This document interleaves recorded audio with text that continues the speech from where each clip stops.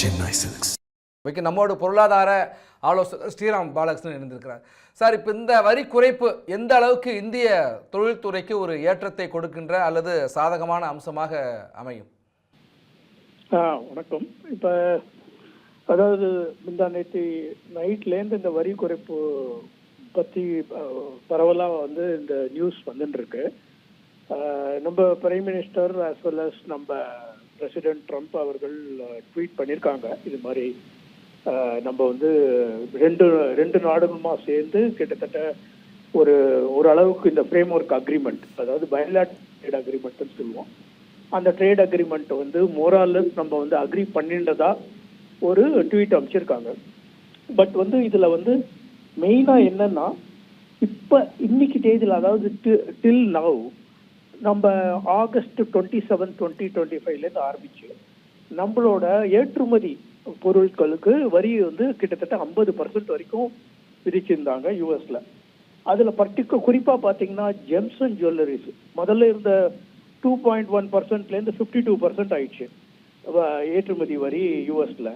அதே மாதிரி readymade garments எடுத்து பாத்தீங்கன்னா 13.9%லேருந்து கிட்டத்தட்ட ஒரு 50% ஏறி 61% வரைக்கும் போயிடுச்சு. ஷ்ரிம்ப், அதாவது இந்த சீ ஃபுட்ஸ் மரைன் செக்டார்ல இருந்து அது ஒரு 60%.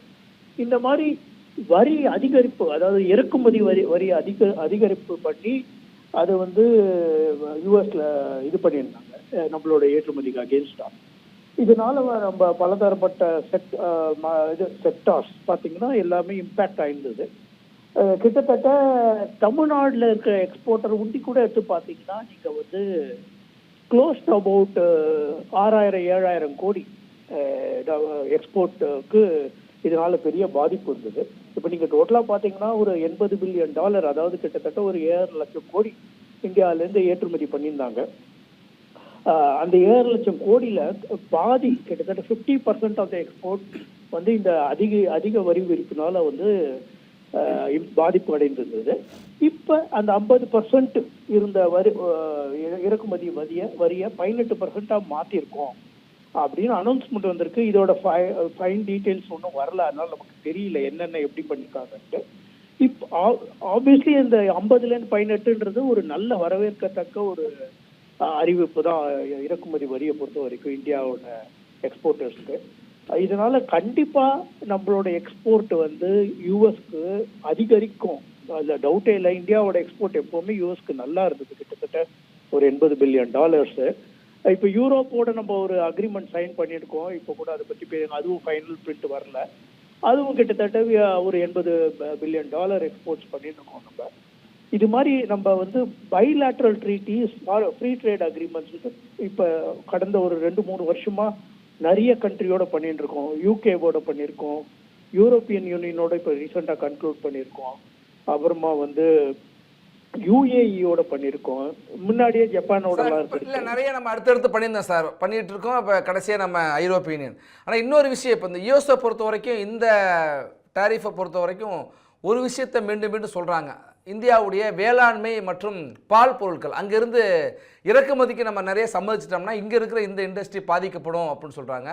அதற்கு குறித்த நீங்களே குறிப்பிட்டீங்க, விரிவான தகவல் அறிவிப்பு வந்திருக்கு, விரிவான விஷயங்கள் நம்மளுக்கு இன்னும் முக்கியமான அம்சங்கள் வெளியில் அதிகாரப்பூர்வமாக வரல. அப்படிங்கிறப்ப இந்த ஒரு அச்சம் எழுந்திருக்குல்ல, அது அச்சம் தானா இல்லை இந்தியா தெளிவுபடுத்திட்டாங்க வேளாண்மை பால் சந்தையை நாங்கள் என்றைக்குமே விட்டு கொடுக்க மாட்டோம்னு சொல்லியிருக்காங்க. இந்த இடத்துல என்னவா இருக்கும் சார் இந்த ஒப்பந்தத்தின்? அதாவது இந்த நெகோசியேஷன் பண்ணிட்டு இருக்கோம் நம்ம கடந்த ஒரு 7-8-9 மாசமாவே நம்ம இந்த யூஎஸோட இந்த பைலேட்ரல் ட்ரேட் அக்ரிமெண்ட் நெகோசியேட் பண்ணியிருந்தோம்.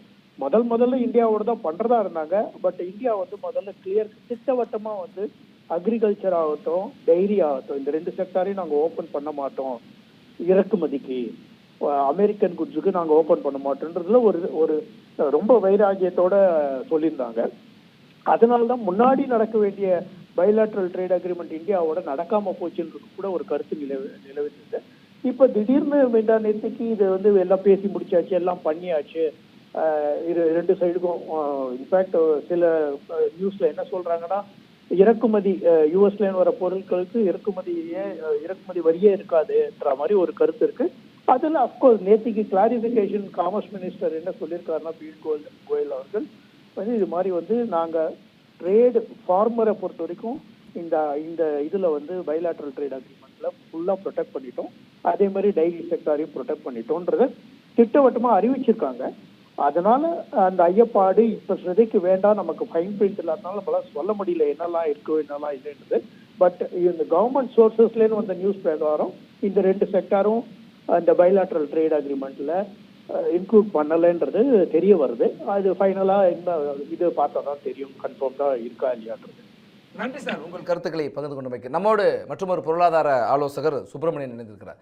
சார், நம்ம இந்த அமெரிக்காவினுடைய இன்றைய தற்போதைய அறிவிப்பினுடைய பார்க்கின்ற பொழுது இந்தியாவிற்கு 18%, பாகிஸ்தான், மலேசியா, தாய்லாந்து உள்ளிட்ட நாடுகளுக்கெல்லாம் பார்க்குறப்ப 19%, வங்கதேசத்துக்கு 20% வரி. ஆனால் கம்போடியாவுக்கெல்லாம் 48, பிரேசிலுக்கு 40 அப்படின்னு பார்க்குறப்ப நாம் இப்போ இந்தியாவிற்கு அவர்கள் கொடுக்குற முக்கியத்துவம் அது வெளிப்படுத்துகிறது. இந்தியாவுடைய தொடர்ச்சியான நிதானமான ஒரு அணுகுமுறைக்கு கிடைத்திருக்கிற வெற்றியாகவும் இதை பார்க்கலாமா எப்படி? கண்டிப்பா. அதாவது நம்ம ஸ்ட்ரென்த்தை வச்சு நம்ம நெகோசியேட் பண்ணியிருக்கோம் அவங்கள்ட்ட. நீங்க எதிர்கட்சி தலைவர்லாம் சொல்ற மாதிரி நம்ம வந்து வீக்னஸா சரண்டர் ஆகிட்டோம் அப்படின்னா, எந்த ஒரு நாடு வீக்னஸா இருக்கிறதோ அந்த நாடின் மீது அதிக வரி தான் போடுவாங்க. யார் ஸ்ட்ராங்கா இருக்காங்களோ அவங்க தான் நெகோசியேட்டிங் டேபிள்ல உட்கார்ந்து நம்ம வந்து உங்க நாடுகளுக்கு தேவையான பொருட்கள் என்ன, எங்க நாடுகளுக்கு தேவையான பொருட்கள் என்ன, இது வந்து சமரசமாக இருவருக்கும் வந்து ஒரு கரெக்டா ஒரு பேலன்ஸாக இருக்கின்ற ஒரு டாரிஃப்ல வந்து அமிக்கபிளா செட்டில் ஆகும்ன்ற இது வந்து கதை வரவே வராது. அப்படி யாரெல்லாம் வீக்கா இருக்கிறோம் பாத்தீங்கன்னா, இப்ப ஏசியாலேயே பாத்தீங்கன்னா நீங்க சொன்ன மாதிரி வியட்நாம், பங்களாதேஷ்க்கு 20%, பாகிஸ்தான், இந்தோனேஷியா 19%, அதை விட கீழே இருக்கிறது தான் நம்ம 18. ஸோ யார் ஸ்ட்ராங்கா இருக்கிறாங்களோ அவங்க நெகோசியேட்டிங் பவர் டேபிள்ல வந்து அதிகமாக இருக்கும்போது தான், பவர் ஜாஸ்தியா இருக்கும்போது தான் அவர்களுக்கு டாரிஃப் கம்மியா போடுவாங்க. ஏன்னா ட்ரம்ப் வந்து அவங்க நாட்டுக்கு வருகின்ற வரியை ஏன் குறைச்சிக்க போறாரு? அவர் குறைச்சிக்கிறாரு அப்படின்னா நம்ம நாட்டிலிருந்து ஏற்றுமதி ஆகின்ற பொருட்கள் அவங்க நாட்டுக்கு தேவை. அதுதான் மிக முக்கியமாக பார்க்கப்படுகிறது. எல்லாரும் சொல்லுவாங்க, உங்களோட அண்டை நாடு, எதிரி நாடான பாகிஸ்தான் வந்து பாருங்க 19% வாங்கிட்டாங்க அப்படின்னு சொல்லுவாங்க. பாகிஸ்தான் வந்து ட்ரேட் டெபிசிட்ல இருக்காங்க. அதாவது அமெரிக்காவை சார்ந்துதான் அவங்களுடைய பொருளாதாரம் இருக்கிறது. நம்ம நாட்டில் அப்படி இல்லை. நம்ம $140 பில்லியன் வந்து எக்ஸ்போர்ட் பண்றோம். குறைவாக தான் அங்கேருந்து இம்போர்ட் பண்றோம். $80 பில்லியன் தான் இம்போர்ட் பண்றோம். விச் மீன்ஸ் நம்மை சார்ந்துதான் அமெரிக்க பொருளாதாரம் இருக்கிறது. அதை உணர்ந்து கொண்டுதான் அவர் வந்து இந்த ரேட்டுக்கு 25%லேருந்து கீழே வந்து சார். ஏற்கனவே 25% பெனால்ட்டியை வந்து கேன்சல் பண்ணாங்க. 25% பேஸ் டாரிஃப் இருக்கு. அதை 18 குறைக்க வேண்டும் என்றால் யார் நெகோசியேட்டிங் டேபிள்ல யாருக்கு டிமாண்ட் ஜாஸ்தியா இருக்கோ அவங்க தான் குறைக்க முடியும். சுப்பிரமணியன், நம்மை சார்ந்துதான் அமெரிக்கா இறங்கி வந்திருக்கு அப்படின்னு சொல்றீங்க. ஆனால் அமெரிக்கா அவருடைய பதிவுல இன்னொன்னையும் சொல்றாரு. ரஷ்யாவிடமிருந்து கச்சா எண்ணெய் வாங்குவதை குறைச்சிக்கிறதா நிறுத்திக்கிறதா இந்தியா சொல்லியிருக்காங்க, அதுக்கு உறுதியளித்திருக்காங்க அப்படின்னு அவர் சொல்லியிருக்காரு. ஆனால் ரஷ்யா அதை மறுத்திருக்காங்க. அப்படி இந்தியாவிலேருந்து எந்த தகவலும் இல்லை, எங்களுடைய இருநாட்டு உறவுகளும் இன்னும் மேம்பட்டு தான் இருக்குது அப்படின்னு. இந்த விஷயத்தில் இந்தியா அதை ஏற்கவும் இல்லை, நிராகரிக்கவும் இல்லை, அமைதியாக இருக்குது. அப்போ இந்த இடத்துல தான் ரஷ்யாவை காட்டி இந்தியாவுக்கு ஒரு அழுத்தத்தை, நிர்பந்தத்தை கொடுத்துருக்காங்க. அதுக்கு இந்தியா அல்லது பிரதமர் அதை ஏற்றுக்கிட்டாரு அப்படிங்கிற விமர்சனம் இந்த இடத்துல தான் வருது. அது சரியா? இல்லை, அதுதான் இப்போ வந்து ஜெய்சங்கர் ஐயா அவர் வந்து எக்ஸ்டர்னல் அஃபேர்ஸ் மினிஸ்டர் ஒரு 2 நாட்களுக்கு முன்னாடி அங்கே டிராவல் பண்ணி போயிருக்கிறாரு. இன்னைக்கு அங்கே இருக்காங்க அவங்க. ஸோ அதில் இந்த பைலேட்ரல் டிஸ்கஷன்ஸ் வந்து இப்போ ஆக்சுவலாக அந்த 3 நாடுகள் தழுவிய ஒரு டிஸ்கஷன் அது நம்ம பேசுறது. அதில் வந்து ஒரு நாடு இல்லவே இல்லைன்னு மறுத்துட்டாங்க. ரஷ்யா என்ன சொல்லியிருக்காங்கன்னா, இந்தியாவிலேருந்து அது மாதிரி எங்களுக்கு எதுவும் தகவலும் வரலை அப்படின்றாங்க. இந்தியா வந்து இப்போ அதை டிராவல் பண்ணி போய் இந்தியா மறுக்கவில்லை. அதாவது அவங்க என்ன போட்டிருக்காங்க, 4 கண்டிஷன் போட்டாங்க. ஒன்று, எங்களோட இருக்கிற ட்ரேடை வந்து $500 பில்லியன் உயர்த்துங்கள். க்ரூட் ஆயிலை வந்து எங்கள்கிட்ட இருந்தும் வெனிசுலாட்ட இருந்து வாங்குங்க. அப்புறம் ரஷ்யாவில் வந்து நீங்கள் வந்து ஸ்டாப் பண்ணுங்க. அதுக்கப்புறம் வந்து 0% டாரிஃப்க்கு நீங்கள் போங்க. அதாவது இதெல்லாம் வந்து ஃபார்வர்ட் லுக்கிங். எல்லா நாடுகளையும் வந்து ஒரு 0% கஸ்டம் டியூட்டியாக இம்போர்ட் பண்ண வேண்டும் தான் எனக்கு ஆசை இருக்கும். அவர்கள் ஆசையை தெரிவித்திருக்கிறார்கள். அந்த ஆசையை வந்து நம்ம ஏற்றுப்போமா மாட்டோமான்றது வந்து இந்த 2-3 நாட்கள்ல நடக்க போகின்ற அந்த ஃபாரின் அண்டர் செக்ரட்டரி எல்லாம் போயிருப்பாங்க இல்லைங்களா, செக்ரட்டரி ஆஃபீஸர்ஸ்லாம் போயிருப்பாங்களா, அவங்க போயிருக்காங்க. அப்புறம் ஜெய்சங்கர் சார் இருக்காங்க. இவர்களெல்லாம் பேசி முடிவெடுத்த பிறகுதான் ஃபைன் பிரிண்ட் வரும்போது தான் நமக்கு எந்த பொருட்களுக்கு எவ்வளவு வரி விதிக்க போகிறார்கள், மியூச்சுவலா யார் யாருக்கு எவ்வளவு வரி விதிக்க போறாங்க.